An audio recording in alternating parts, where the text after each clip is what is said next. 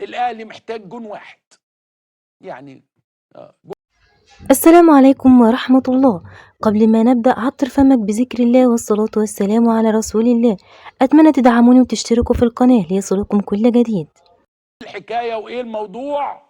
امل كبير في الشحات، امل كبير في كهربا، امل كبير في لعيبه كثيره. وزي ما قلت لحضراتكم دايما كولر بيعرف ان هو في النهايه يفضي لعيب يفضى ويبقى هو والجون. بيعرف يعمل الحكايه دي كويس قوي، بحيث ان هو بيعرف يخلي اللعيبه اللي معاها الكوره تتحرك بطريقه، واللعيبه اللي معاهاش الكوره تقدر يبقى عندها مكان.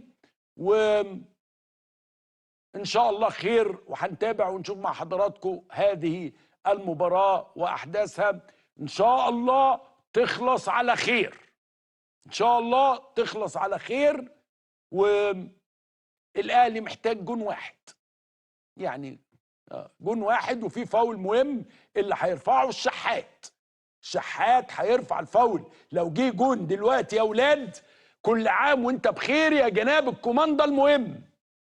ودي دايما بتتعمل، الشحات بيعرف يرفعها وبيعرف.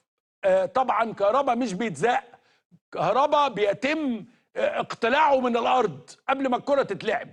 ما بيهزروش، لعب بتاع اخواننا في الوداد يعني لعب خشن واضح. وهتترفع الكوره، وطبعا زي ما قلت لكم جون دلوقتي في اول دقيقه في اول ثانيه يفرق كتير. لمس الحجر عن الحرير.